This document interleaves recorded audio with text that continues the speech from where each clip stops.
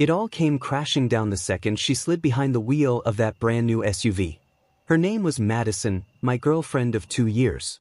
She swore she just needed a little help, a co-signer, someone to believe in her since her credit was in ruins. She promised every month's payment would go through me, that it was about partnership, about building a future together.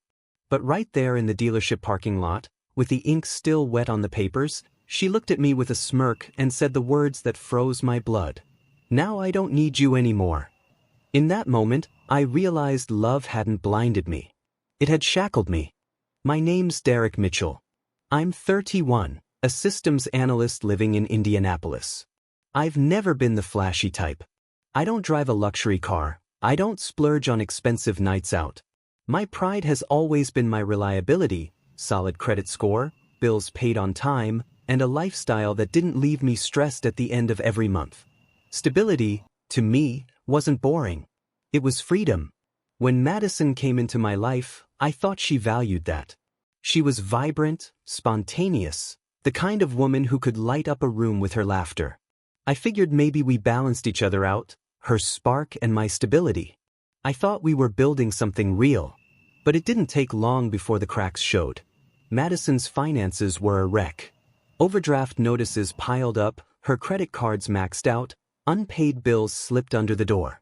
Every time, she had a new excuse: bad luck, a billing error, a toxic ex who messed up her finances. She promised she was fixing it, that she just needed a little time to get back on track. I wanted to believe her. Love makes you ignore red flags when you want the picture in your head to stay perfect. The breaking point started with her car, a rusty Honda Civic that coughed and wheezed like it had survived 3 lifetimes already. When it finally gave out, Madison broke down in tears. She said without a car she couldn't get to work, couldn't survive. Dealerships had already rejected her because of her credit. And then came the dagger. "If you love me, you'll help me. You've got the credit. I just need a chance." I hesitated. Every instinct screamed that this wasn't my responsibility. But guilt is a powerful weapon, and Madison wielded it like a pro. I caved, but I set one rule. She had to send me the monthly payment, and I'd make the loan payment directly.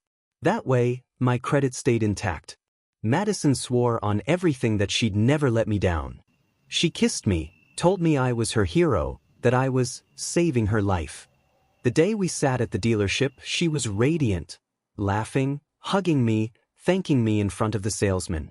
I almost convinced myself it was worth it, that I'd done the right thing. But then we signed the papers.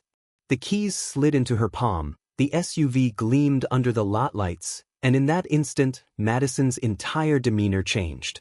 She tossed her hair back, gave me a smirk, and said the words that killed whatever illusions I had left. "Now I don't need you anymore." Cool. Like I was nothing more than a stepping stone. In that moment, I realized I wasn't her partner. I was her credit score. The first payment date came and went. No money. Not even an explanation. When I reminded Madison, she waved it off like it was nothing. "I'll get it to you next week," she said, already scrolling through her phone. Next week became the week after. Then a full month slipped by. Still nothing. By the 3rd month, not a single payment had crossed my account. Instead, Madison was plastering her Instagram with selfies next to the brand new SUV. She wasn't posting about struggling to pay bills or hustling to make ends meet. No, she was posting about weekend getaways, fancy dinners, and shopping hauls stuffed in the trunk of the car with hashtags like #blessed and #independent. Independent? With my name tied to every dollar of that loan? The hypocrisy burned. When I confronted her, trying to stay calm, Madison's mask slipped again. She rolled her eyes, crossed her arms, and snapped. "Stop acting like my dad. You said you'd handle it. This is your problem now." Her words were a slap in the face. Not only was she refusing to take responsibility, she was daring me to do something about it. But it didn't end there. A buddy of mine sent me a shaky phone video from a downtown bar one Friday night. Madison was leaning against her ex, Brandon, the same guy she'd sworn was ancient history. In the clip, she was laughing, drink in hand, telling him and a group of friends how she trapped me into paying for her new SUV. She even mimicked my serious tone when I laid out the loan rules, mocking me like I was some gullible idiot. That video was the breaking point.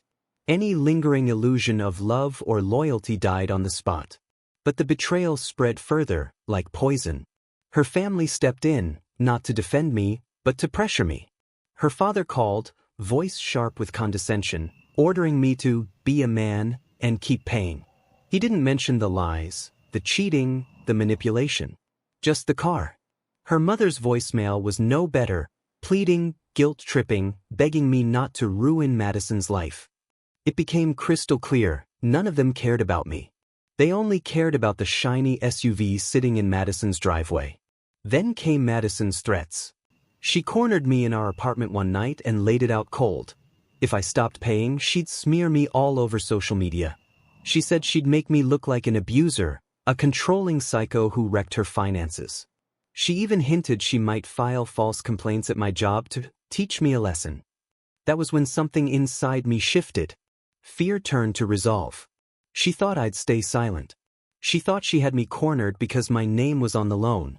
But she forgot one thing. When you push someone too far, when you cross every line of decency and expect them to just roll over, eventually, they stop playing nice. I wasn't her wallet. And I sure as hell wasn't her hostage. I called it financial judo, using her own momentum to bring her down. Madison thought she had me trapped, but she underestimated how far I was willing to go. Step 1. Cut the cord. I stopped making payments. Cold turkey. The bank calls started almost immediately, but I knew what was coming. My credit would take a temporary hit, sure, but I'd done the math. This was damage I could recover from. For Madison, though, this would be financial quicksand. She had no backup plan, no savings, no safety net. Step 2. Gather ammo. I wasn't about to let her twist the story. I kept every text, every voicemail, every screenshot of her SUV selfies with hashtags about independence. I even saved the shaky bar video of her bragging to Brandon about trapping me. And the cherry on top? A recorded call with her father demanding I man up and keep paying. Every piece of arrogance, every shred of entitlement, it was all filed neatly away. Step 3. Reclaim my home. The apartment lease was in my name, not hers. One weekend, while she was out parading that SUV around, I packed her belongings into boxes, set them by the door, and changed the locks. When she returned, the scene was almost poetic, her screaming in the hallway, threatening cops, while the neighbors peeked through blinds. But the truth was simple. She had no claim, no rights. She was out. Step 4. Radio silence. Madison tried her usual tricks, posting teary-eyed videos on Facebook, spinning tales of my abuse and control. But this time, I didn't engage. I let her words hang in the air while the internet did what it always does. People dug up her SUV photos, her hashtag independent hashtags, and tore her story apart. I didn't need to fight her lies, the receipts fought for me. Step 5. Let the system do the work. With no payments being made, the loan spiraled. Late fees stacked like bricks. Interest grew fangs. By the third month, repo agents were already circling. Madison called me in a frenzy, begging, threatening, crying. I ignored every word. This wasn't about revenge anymore. It was about balance. Her finally facing the weight of her choices. And then, almost poetically, the SUV disappeared from her driveway one morning. Hooked up, towed away, gone. That was the moment I knew my plan had worked. Not through violence, not through shouting, but through patience and precision. Madison had written the script herself. I had simply turned the page. It didn't take long for the hammer to fall. One crisp Monday morning, a tow truck rolled right into the parking lot of Madison's workplace. I wasn't there, but witnesses filled me in later. She came flying out the front doors in her heels, screaming like a banshee as the driver hooked her shiny SUV to the winch. Her co-workers stopped what they were doing. Phones came out. Laughter echoed across the lot. Madison tried to block the truck, pounding on the hood, shrieking about how it was all a mistake. But the driver wasn't having it. Papers in hand, fully legal, fully final. By lunchtime, the videos were everywhere. TikTok, Instagram, even Facebook moms groups. The captions wrote themselves, "The girl who lost her car." Her humiliation was complete. That night, my phone lit up with messages. First it was threats: she'd sue me, she'd destroy my name, she'd make me regret this. Then it shifted to begging, promises to pay, promises to change. And when I ignored her, the rage came back full force. But here's the truth: I didn't ruin her life. She did. The repossession detonated her credit like a bomb. Loan default. Collections. Every financial door she tried to open slammed shut in her face. She couldn't qualify for a new lease, a credit card, even basic financing. The system she thought she'd gamed had turned on her with teeth. Even Brandon, her backup plan, the guy she bragged about trapping me to, vanished the moment reality hit. No more bar selfies, no more smug nights out. When the bills came calling, he ghosted her like yesterday's news. Her parents weren't spared either. These were the same people who once called me, demanding I be a man and keep paying for her dream car.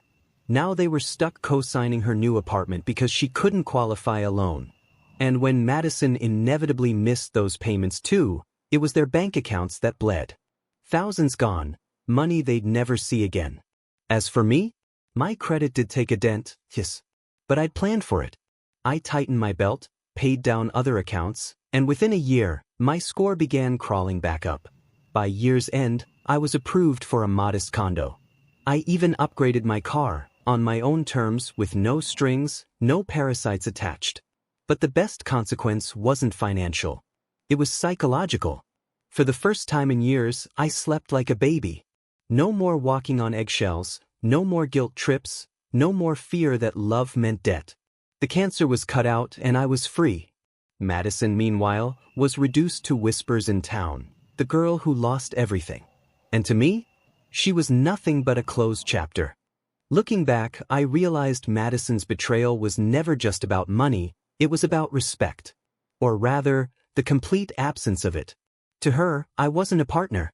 I was a stepping stone. A credit score on legs.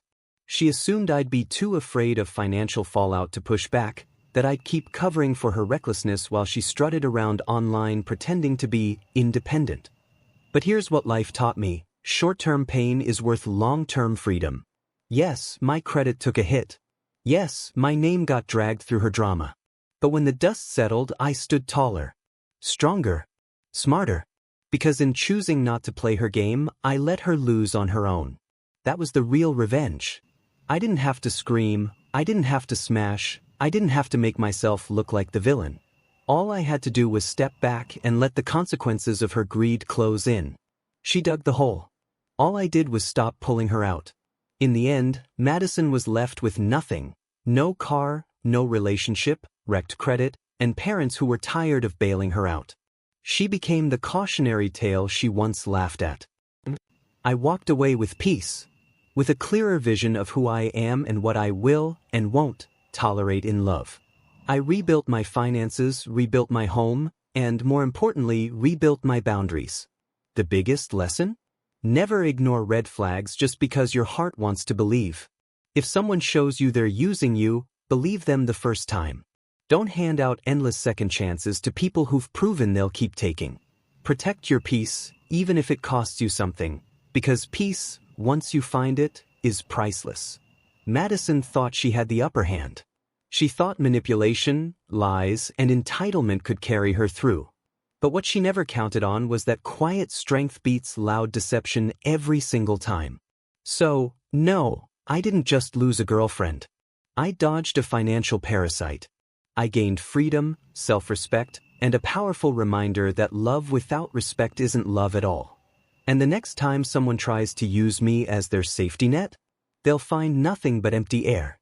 That was my story, but now it's your turn. Have you ever been used for money, blindsided by betrayal, or trapped in a toxic relationship where someone saw you as nothing more than a resource? How did you break free, and what did it cost you?